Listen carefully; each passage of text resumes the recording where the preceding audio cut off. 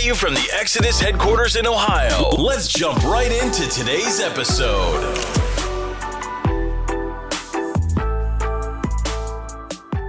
So here we are, it's day 7 at the Great American Outdoor Show. We're sitting down with a fellow consumer direct company, Maven Optics. You guys started in 2015 or 2014?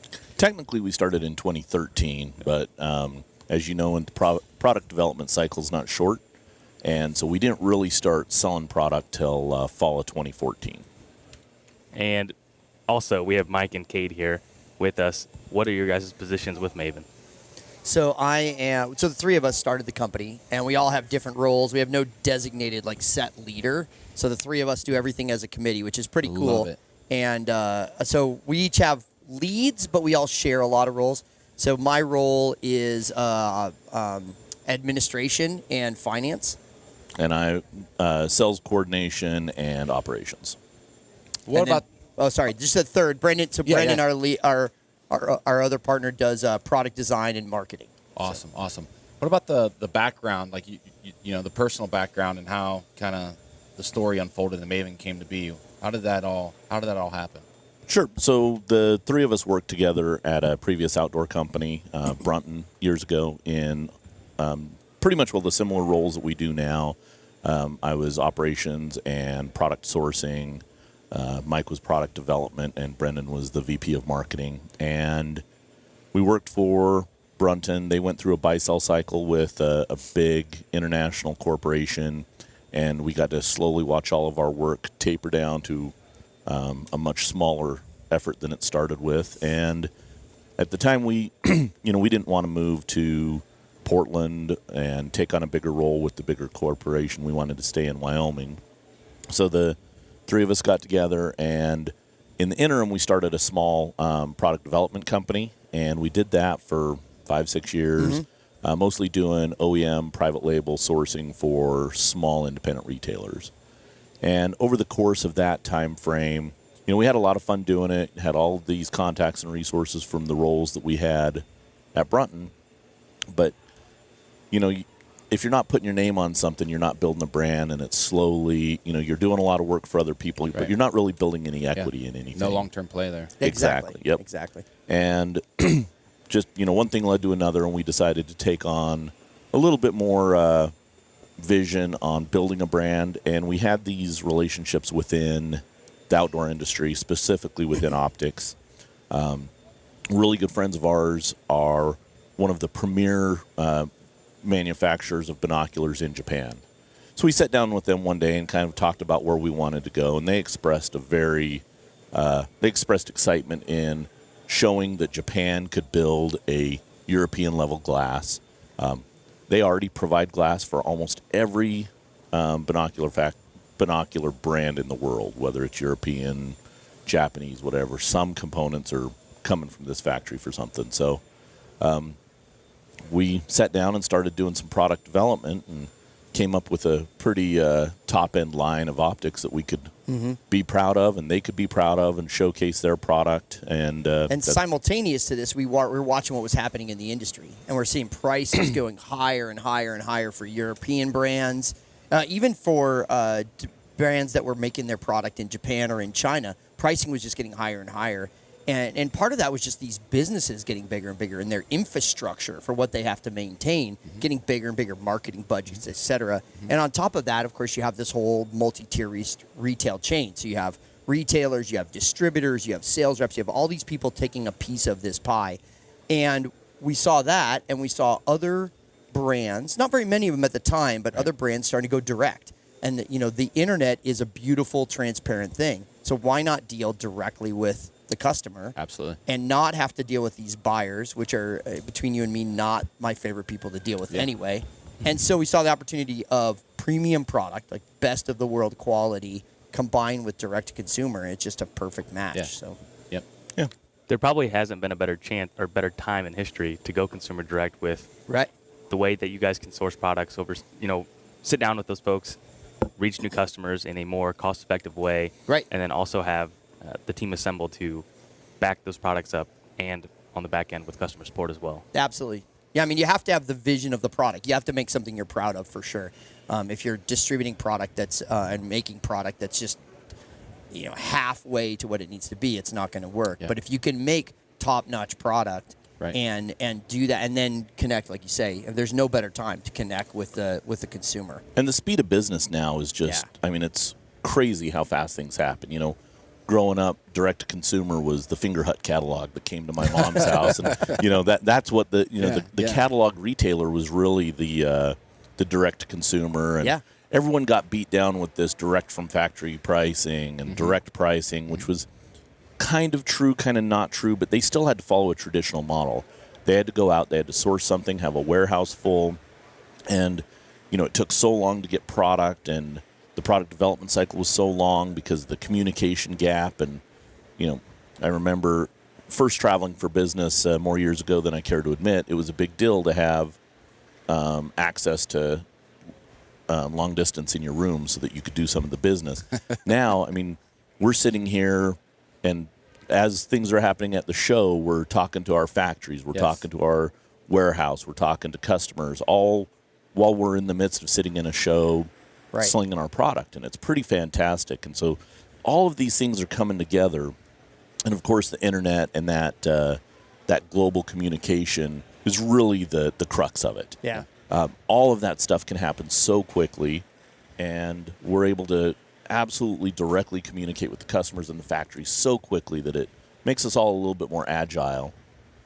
And speaking of agile, I mean, one of the other things that I love about our company and about business now is you can be a small, agile, dynamic, versatile team. That's you a lot move, of you can be super superlatives. nimble. Nimble, Yes. too. Nimble, too. Nimble. Yeah. And you can be nimble, and you can move. I mean, just move Pivot. quickly. You can pivot.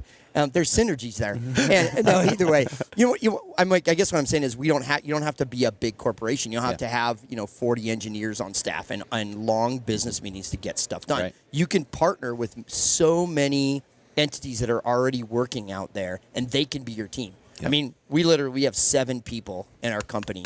Yeah, and while we're here, they're manning the phones because we're going to answer the phone. They're shipping product out. And then Cade and I and Brendan can communicate with various engineering teams that are working in our supply chain to make things like that no one else are making. Yeah. And they're our partners. They're our development team, and it makes you fast. Yeah. Fast to market.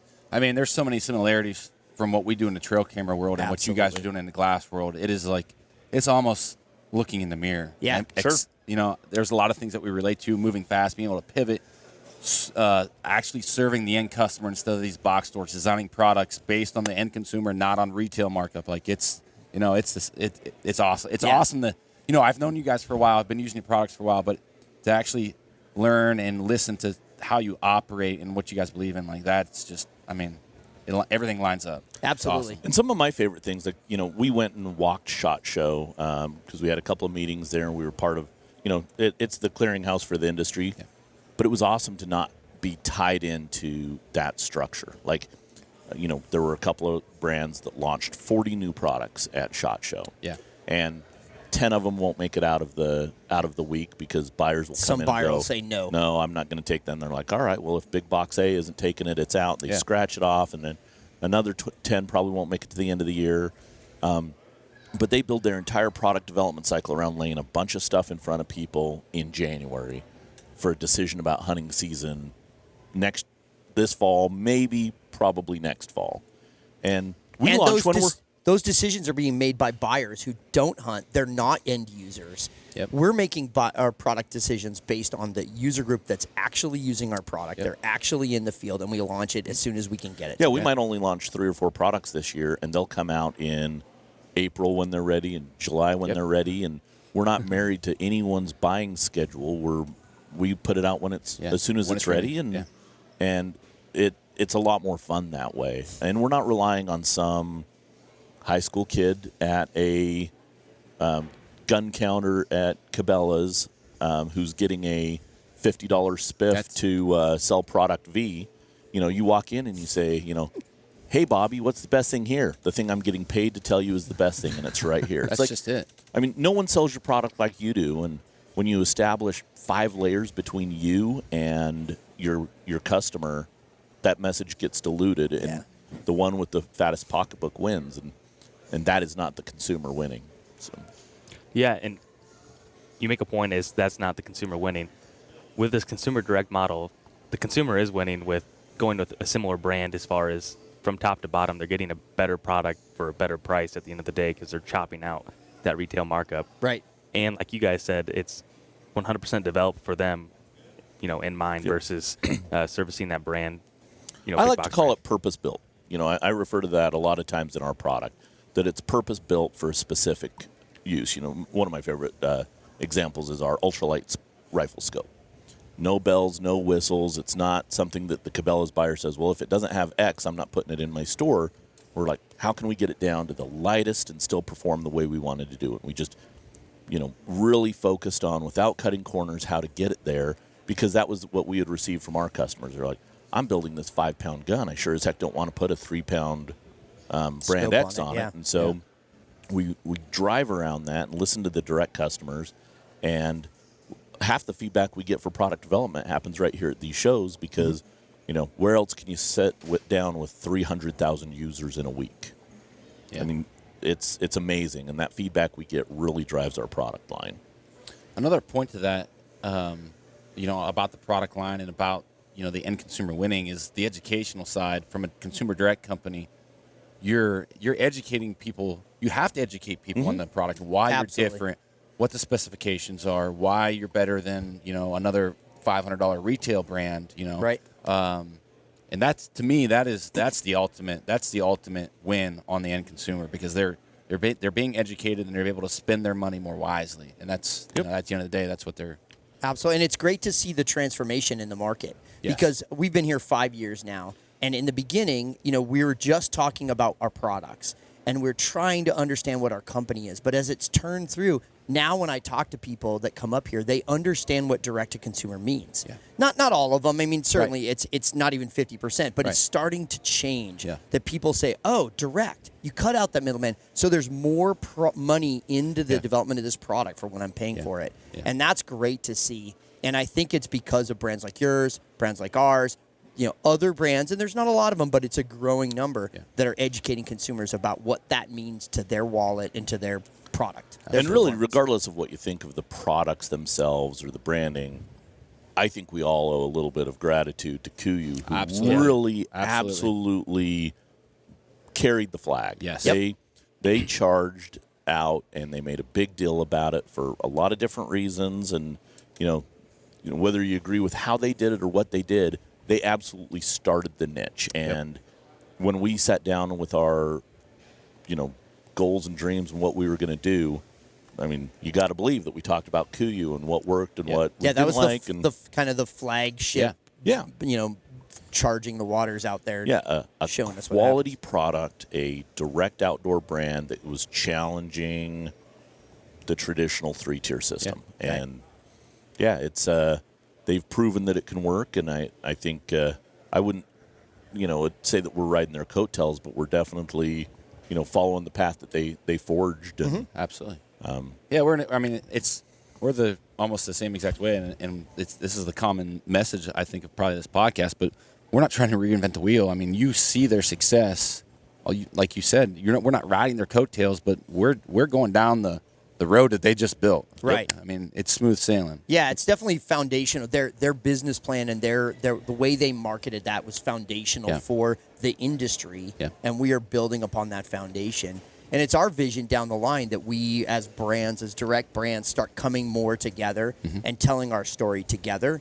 And, maybe 5 years down the line, we have our own show right next to SHOT Show, and people I would love it. See, come hang out with us consumer for a day. show. And it's we all have a similar alignment, and the more of us that do it and do it right, because the first group that takes the direct consumer story really talks about it and then screws the end user by keeping all that savings and not putting that money into the product is going to devalue the entire methodology. So the story, the story is the story, and the consumer may or may not believe it, but the product has to stand up for itself. And I think that's what's cool about everyone I know currently in the direct-to-consumer side, from some of the smaller guys to the big brands, is we're all passionate about the product first, and that's actually why we're doing it this way, is because we know we can put a little bit more into the product. We can get the consumer a little bit better price. Everybody wins, and it is not the fast track to growth. I can, yeah. It's not? Container loads to the big boxes. Yeah. That's a fast path to growth. It's also the fast path to destruction, because you get one of those containers back because it didn't sell through or whatever, you're hosed. Yeah. Right. And even if you're successful, you start moving away from the product and moving more into the program. Yep. And that's what you're selling is a planogram or a program or how your product fits into a schema, not how your product fits into the hands of the end user. Yeah. Agreed. That makes a lot of sense. I think, with us being trail camera guys, most of our demographic are whitetail folks. Right. And, talking east-west, like guys in the West get so geeked out on the glass and, they're spending the high dollars and really they're educated because that's a super valuable tool. Like, right. And it's kind of vice versa when you look at trail cameras versus glass, because in the East, all of the whitetailers are so serious about trail cameras and looking at the specifications and knowing the difference between how PIR sensor works and image sensors and whatnot. So let's talk a little bit about your Bino lineup and some of the key features, specifications, why it's better, why it's different, and how it could be used like in the whitetail world. Because I know just in the use case, it's going to be different east versus west. A lot of times we're hunting timber or field edges where magnification or power may not be as big of a deal when you're out west, glassing these big giant valleys or these big deep drainages. It is a big deal. Yeah, I mean, we're both patterning animals. Right. That's where we're both doing that. We're just doing it in a more spotting environment where you're looking big valleys, big areas where you're looking from distance. You're trying to pattern from them moving through small niches and trailways through trees. But I think both tools can be absolutely used and are cross-helpful. I mean, we certainly, this last 3 years, we've been really psyched to utilize your cameras in the areas that we've been hunting and starting to pattern those trackways so we know where to place ourselves to be most successful for elk in particular. Crosswise, I think utilization of optics in a tree stand environment is something that I think is underutilized. And it, certainly from when I talk, I'm not a big whitetail hunter. I've done very little of it. You're not a big anything. I'm not big anything. That's true. But I've talked to a lot of whitetail hunters that they realize that being able to see really well into the foliage that you're looking at, especially in low light situations, is critical. And if you're not doing that, then you're missing out. Yes. Yes, you're patterning, you're understanding where their movement and whatnot, but you're not seeing them before you need to take that shot. Yep. So it doesn't take very long to be around me to realize I tell most of my points through anecdotal stories, and so here we go. and go. So I'm gonna have some coffee.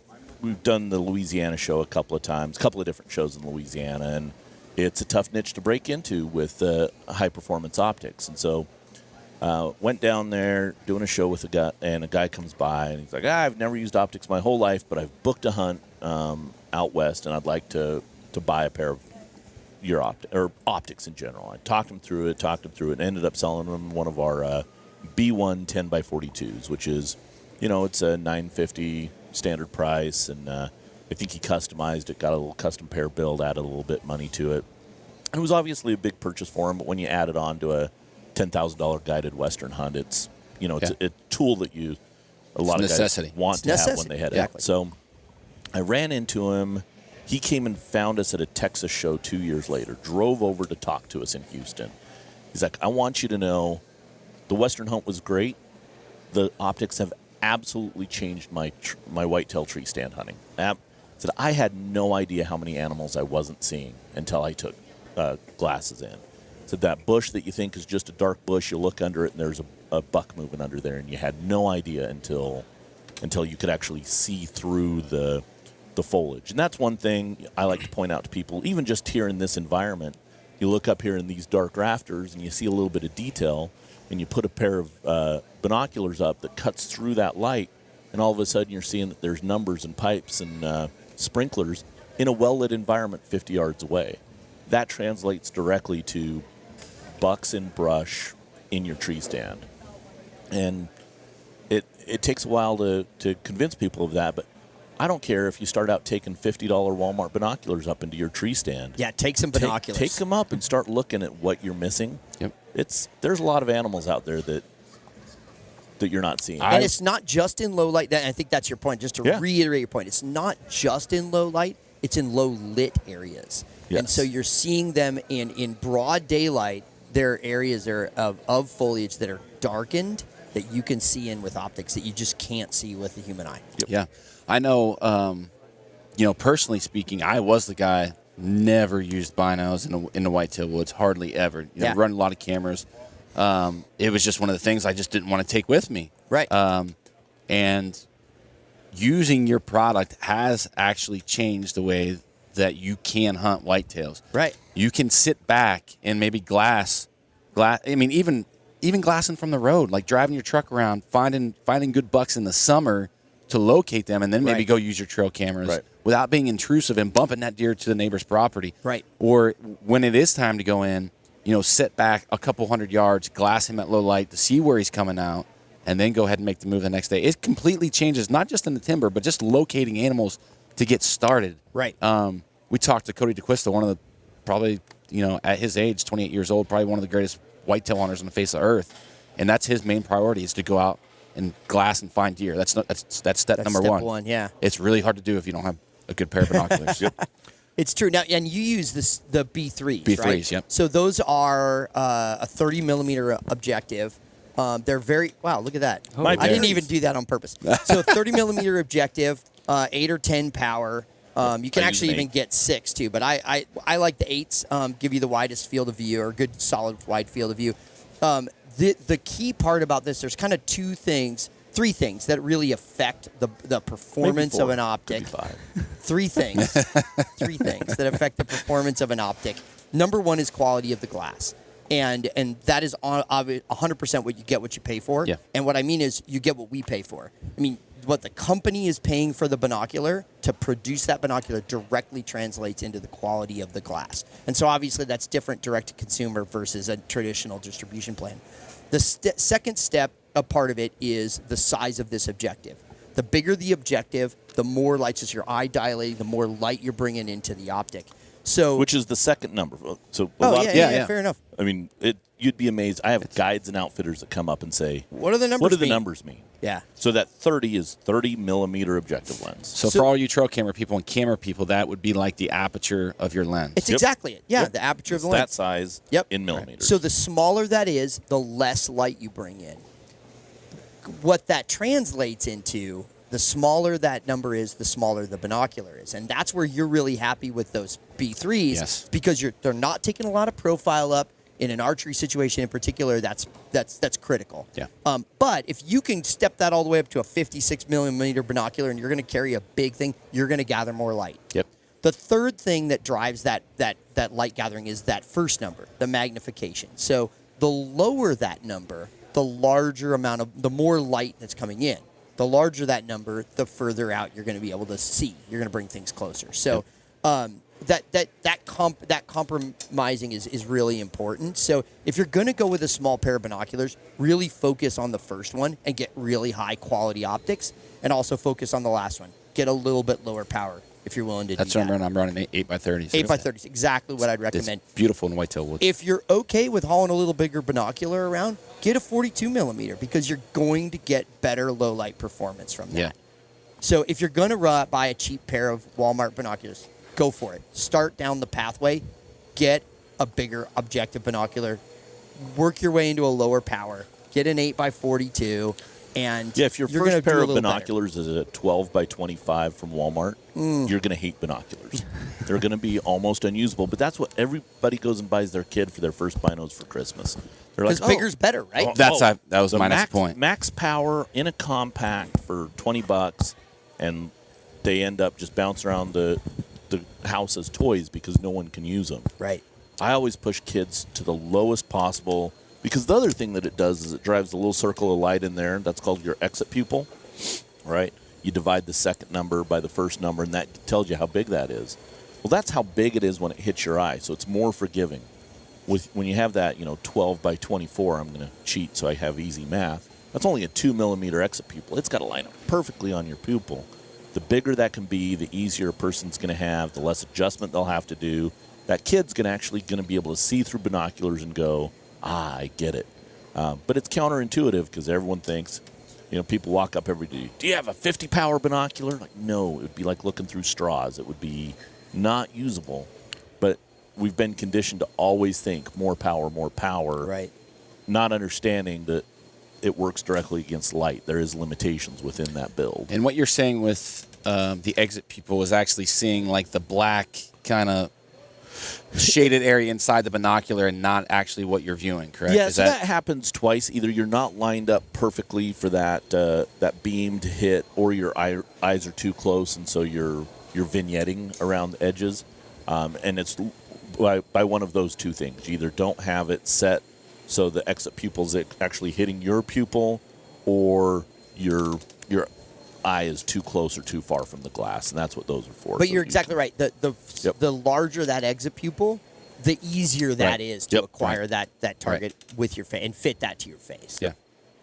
So again, we really focus around high quality glass. That's number one for us because we want to make a product that we're proud of. We want to make a product that the customer can use. Then we would always steer people to if their performance is about low light use, focus on the largest optic you're willing to carry around and the lowest power you can. That will meet your needs. Right. If your objective is long distance viewing, go with a higher power optic because you're going to be more comfortable seeing at those long distances. And if you primarily use it in the middle of the day, it's okay to get a smaller objective. It's no big deal. Right. So, but like you, I use that 8x30 more than anything at all because it's awesome. Yeah. Yeah.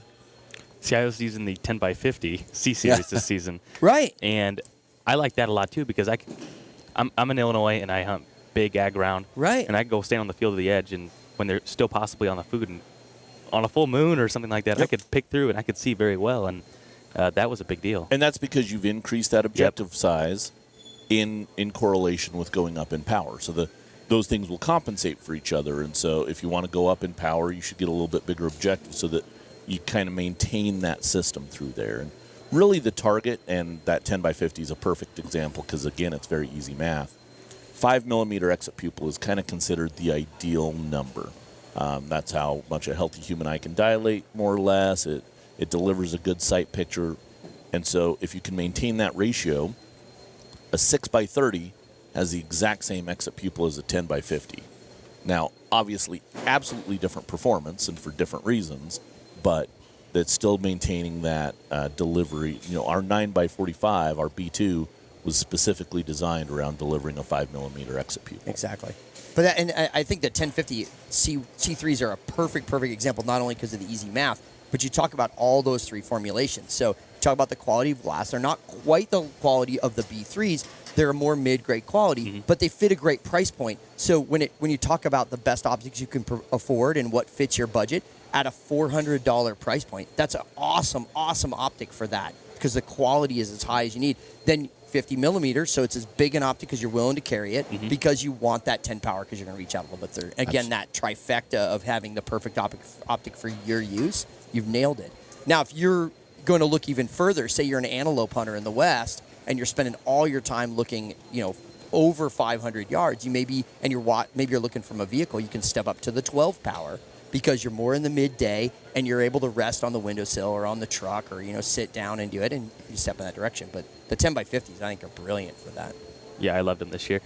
One thing that we didn't talk about was the warranty that comes with your guys' products. Right. And that's something that we have the industry best warranty for trail cameras because we're consumer direct. You have the industry best warranty because you warrant against loss.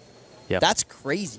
That's crazy. And I don't know how you can. This is one thing we don't have a guarantee against. If you get a binocular and you customize it to camo and you set it down, you should have thought a little bit more carefully about. That's why Cade has stepped up to the orange straps on there. Smart plan. There must be a story behind that. But that's impressive. But we definitely focus for optics. I mean, other than loss, we're an unconditional lifetime warranty. We cover you no matter what. Your wife gets pissed at you and hits you over the head with them and breaks them. We won't cover your head surgery, but we will cover the fixing or replacing of the optics. And we definitely build our optics to be repaired. We're not just replacing. We don't just have a huge cache of those and a huge budget. We're just like, write them off. Here's a new one. Disposable optics are not good for anybody. Right. If you're constantly getting a new pair from your warranty, that's telling you that they have a lot of slush built into that. A lot of room. And so, I mean, just a couple of simple things. Like, one of the number one fail points on a binocular is the eye cups, right? So first thing we did is we used aluminum instead of plastic to make sure that it's a lot more durable. But the second thing we did is made them removable. So now you can clean them. You can wash these out under your faucet, let them dry, put them back on, and if it still is failing, you call us up, and rather than shipping the binocular to us fixing it and sending it back, we can just send you one of these in the mail. 3 days, you're up and running. You can actually still use them if you're in a pinch for a hunt. One of the other things on our B series, it's a small example, but to me it shows forethought and intentional design, is these strap rings. While they don't break that often, but when they do, if they're integrated into the barrel, that binocular's done. So on our B series, we made that where it's obviously not user replaceable, but you break that because you dropped it or you accidentally put your metal ring on there and it wore through, we can just replace that piece. So that means we're spending less money long-term on repairs. That means we can have more value in the product, because if you don't think that your 5 pairs of free binoculars you've got on a warranty replacement isn't affecting the price or quality of your product, then you haven't thought it through. It through. There is definitely someone is paying that, and it's the customer. Absolutely. We also have a demo program. So that's another thing, as we realize, as we're kind of structuring our company and realizing people really hesitate to buy something that's that performance-based without trying it out. Yeah. Yes, they can come visit us at a show. We do 35 shows a year. I mean, we spend a lot of time on the road getting out in front of people, but not everybody can get to those. So we have a demo program. You can get a pair of our optics, test them out for 2 weeks. You can try them in a real-world environment. Try them at night. You could try them against your buddy's binoculars. You can take them into a Bass Pro Shop and compare them to the optics there. You can do whatever you want. Carefully test them out for 2 weeks. Then we just return or include a return sticker. Label. You stick it back on there and send it back to us, and we refund you that. So you can test it out, really real world situation, and decide awesome. what. I talked to a guy yesterday. He actually got 3 pair of demos. So he got a pair of C1 8x42 or 10x42s, B1 10x42s, and B2 9x45s. Tested all of them out for 2 weeks, and now he's here buying a custom pair of 945s. So got it. That's incredible. Really did the right way. Yeah, that's incredible. Certainly, it ties up time. It ties up a little money on your credit card for a couple weeks. Right, but right. That was the smart plan. Absolutely. Of really checking it But out. yeah, everyone's like, oh, we get a look through everybody else's at Bass Pro, but we can't look through yours. Like, Bass Pro isn't the right place to look through binoculars. Take our demo program, call up all your buddies with all of their different optics, go do a field review. I love side-by-side comparisons. I want you to bring every binocular you can find to put against ours, because I have faith. Meet for coffee at 5 o'clock in the morning. Test them out before the sun comes up. Meet for whiskey at 8 o'clock at night. Test. It's probably better results with the morning, but either way, test them out in a real world situation. Go find some bucks under the brush. Yeah, that's incredible. That's I'm not sure if I knew you guys even had that program in place. And to your point about going in, you can go into Bass Pro or Dick's Sporting Goods, wherever you're buying your optics, and look through them, but you're not taking them out. You're not taking them out of You're the looking store. under fluorescent 100%. lights, and maybe you're walking outside at noon on a Tuesday. Yeah, they don't even open till 10. You're not getting any. Low light performance. Right. But we tried to buy tags at a Bass Pro because we were hunting in Kansas, and they weren't open till 10, which was absolutely no help for us. That's funny. Come on, people. You can't service hunters if you're not open till 10. Right. That's not when I need stuff.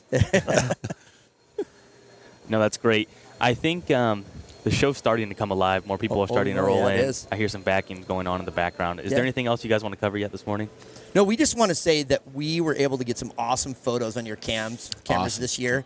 And so we should put a little collage together of the moose that walked right through our camp. Because we always put a trail cam right on our camp, too, to kind of make sure we leave our camp for through the Because we're week watching and- for different kinds of animals. at that Yeah, point. yeah, different guy.